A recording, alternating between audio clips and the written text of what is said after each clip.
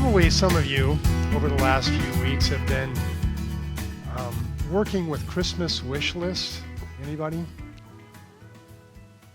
What other people want for Christmas? Anybody make their own Christmas wish list? A few of you, right? Yeah, the kids like, oh yeah. You know, I've been thinking about Christmas wish lists, and I just think it's really interesting. I listen to a lot of Christmas songs during Christmas. I love it. Like, I don't start before Thanksgiving, but the day after Thanksgiving, pretty much all I play from Thanksgiving to Christmas is Christmas songs. And I'm humored by the things that we wish for that are expressed in our Christmas songs. I mean, there's the humorous stuff like, I want a hippopotamus for Christmas, or all I want for Christmas is my 2 front teeth, which are actually 2 years of my life when I didn't have 2 front teeth. When I really did want two front teeth for Christmas, that would have been cool, right?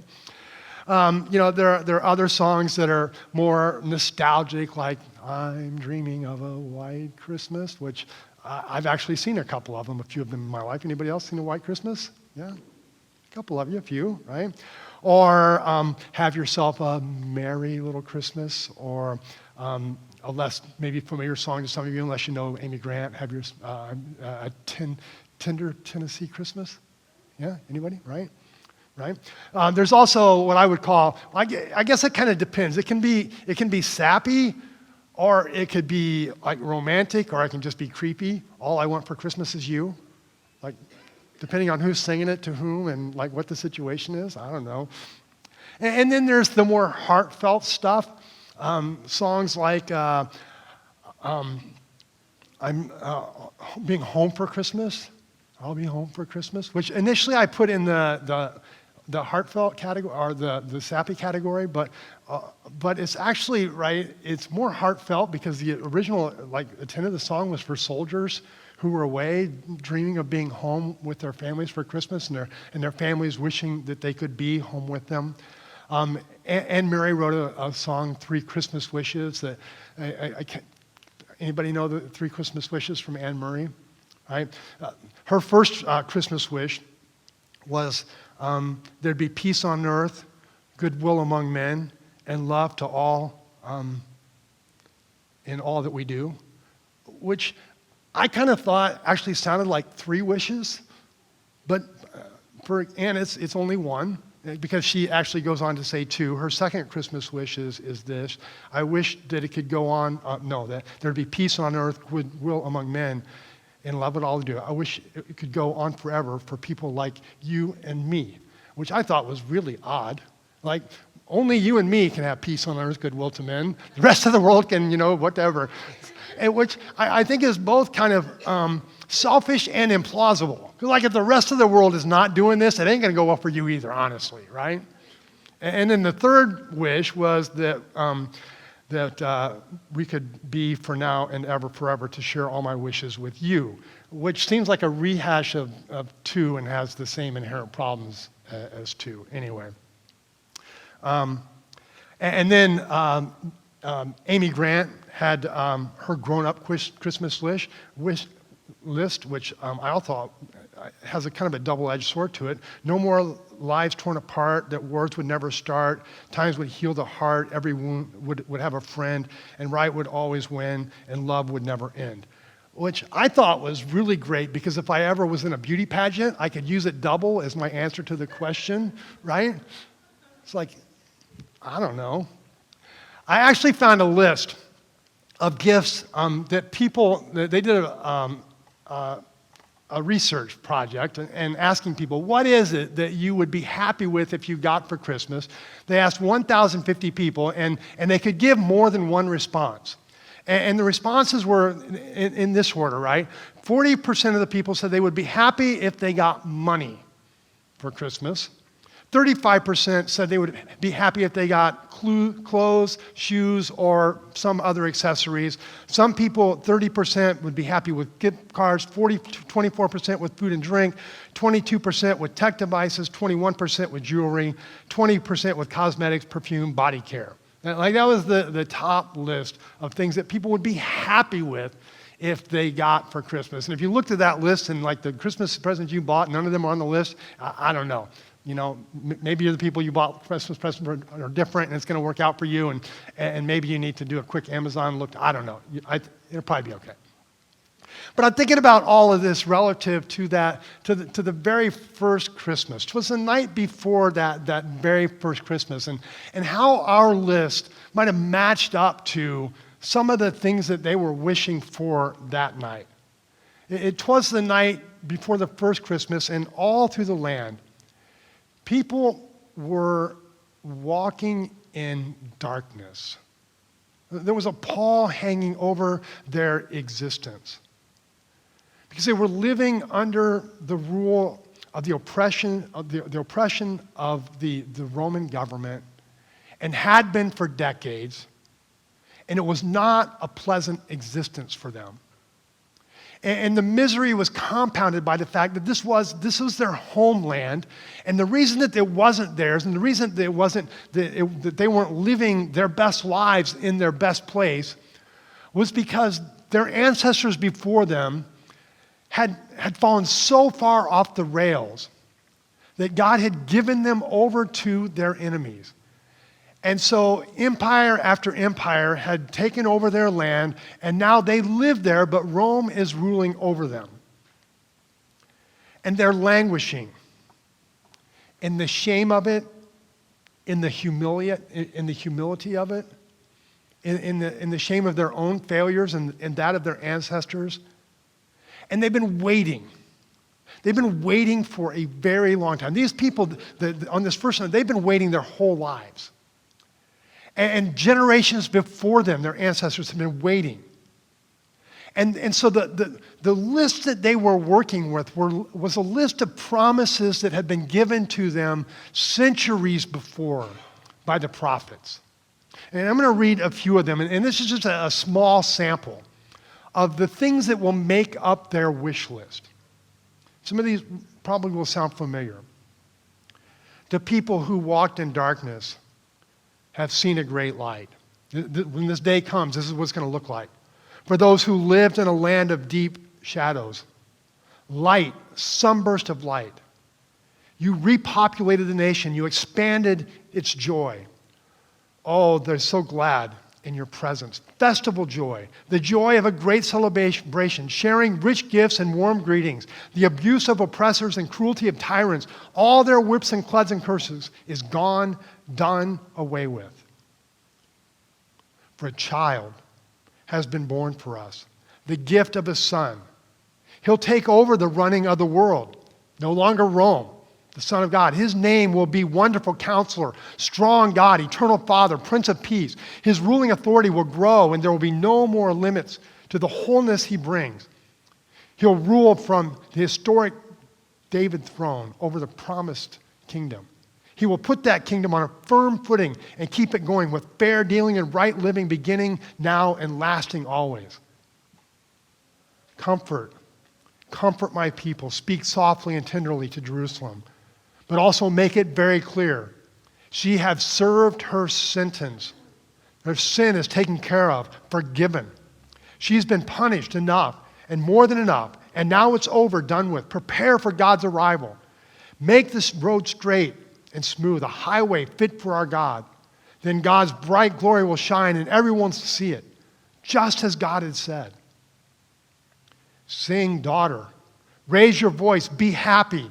Celebrate. God has reversed his judgments against you and sent your enemies off chasing their tails. From now on, God is Israel's king, in charge, at the center. There's nothing to fear from evil ever again. Arise, shine, for your light has come, and the glory of the Lord rises upon you. See, darkness covers the earth, thick darkness is over the peoples. But the Lord rises upon you, and the glory appears over you. Nations will come to your light, and kings to the brightness of your dawn. This is the backdrop of the promises. And the promises and the people that they were made to were made by a reliable source. Made through the prophets, to the prophets, through the prophets, by God. And God had a track record with this people. They had rehearsed his stories from the past of how he made this promise to Abraham, that he would make of him a great nation. He didn't have any kids. But he'd make of him a great nation, and he would give him a land. And he said, leave the land you're in. I'm going to give you another land. I'm going to bless you. I'm going to bless all the nations of this grandiose promise. And Abraham would have a son, and then do 2 grandsons, and then 12 great-grandsons. And then a nation would be birthed, just as God had promised. And they were given a land. And then they became slaves in Egypt. And for 400 years, they lived in bondage, waiting for this promise that God was going to lead them into the promised land that he had promised to them. And after 400 years, God delivers them from bondage in Egypt. This is part of their story, part of their track record. And they had the story of David and the promises that God had made to David and the glorious kingdom that had been established under David's reign, the promises that a ruler from the throne of David would always reign over his people. That's what they were waiting for. That king, the king from David's descendants, to reign again over Israel. That's the stuff that made up their Christmas list. Light out of darkness, salvation, rescue, peace, justice, restoration of their homes and of their homelands, of the former glory of their temple, of their people. Some of us have similar things that are on maybe not stuff that would make our Christmas list. Because to some of us, that kind of stuff feels like a bridge too far. Or maybe things that we've hoped for so long that we don't even want to dare to entertain the possibility that it might be in our future again. Freedom from our anxieties, from our addictions. Light over the darkness of the depression that sometimes we live under. Rescue from loneliness. Relief from grief. Healing of our bodies, of our broken hearts. Hopes, desires, wishes for some version of God, come through for me again. God, I need you to come through for me again. The grandeur of what happened that night, that first Christmas, can be lost in its humility. Mary had marveled at how God had been mindful of the humble state of his servant, that he chose her. She was, first of all, the Jews were nobodies in the Roman Empire. And then even among the Jewish people, there were people who were higher up the rung and people who were lower. She was on the lower rung. And then there were men and women were on the bottom rung of the men and the women. And so she's at the bottom of the bottom. And yet God is mindful of her. She's overwhelmed. God spent, according to the scriptures, the fullness of time preparing for this night, for this event. The humility of it.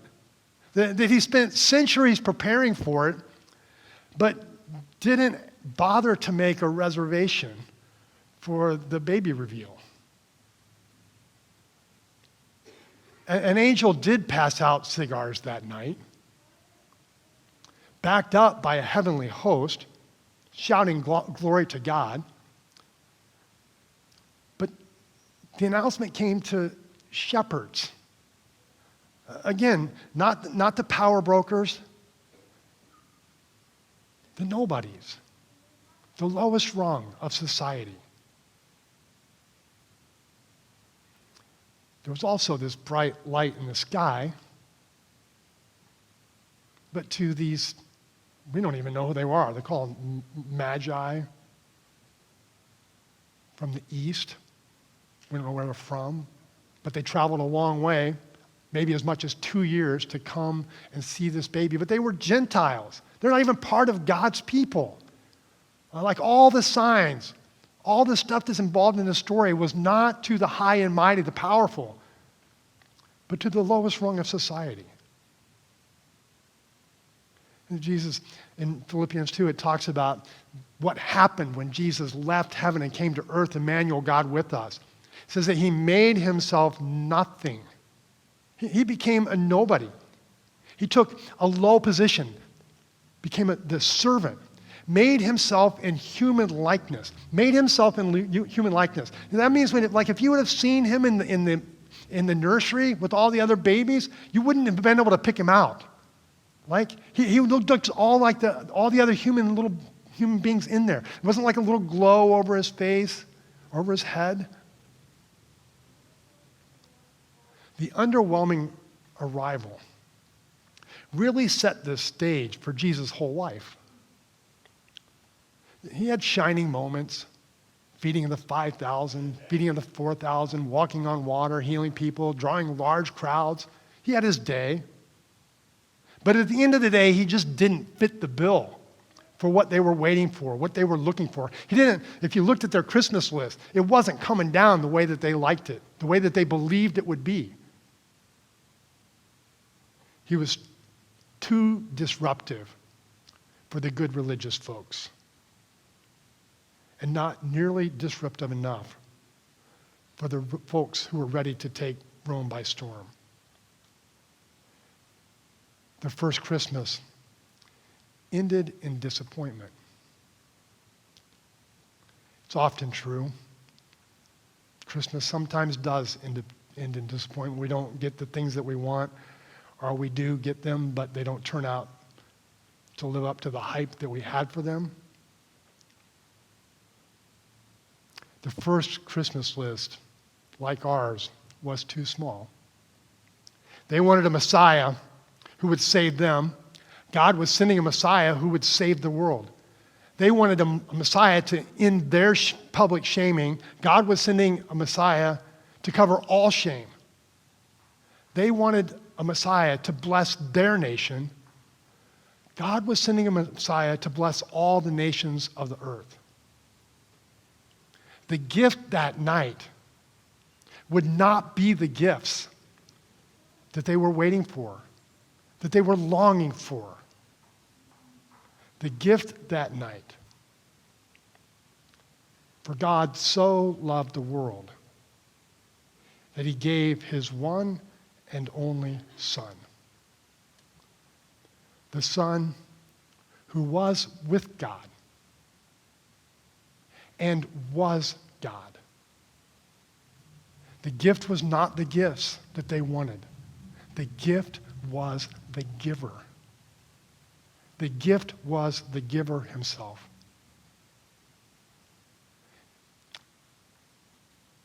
And isn't it always true that our most precious gifts, if it's a diamond ring or a bouquet of flowers from our beloved one, right? What's most precious about it is not the ring or the bouquet. It's the person, it's the giver, it's the person who gave it to us. But that gets lost in the course of life, in the challenges and the struggles, and we start to confuse the gift and the givers, and what it is that we really want and what it is that we really need. God the Father loved, so he gave the Son to us. And our greatest need tonight, and God's greatest gift to us, is not more from God, but more of God. Our greatest need is not more from God, but more of God. And it's like, but is that possible? Like if you have God, can you have more of God? apparently so. I read from Paul's prayer for the Ephesians and for us. I pray that out of his glorious riches he may strengthen you with power through his Spirit in your inner being, inside of you, so that Christ may dwell in your hearts through faith. And I pray that you, being rooted and established in love, may have power together with all the Lord's holy people to grasp how wide and long and high and deep is the love of Christ, and to know the love that surpasses knowledge, that you may be filled to the measure of all the fullness of God.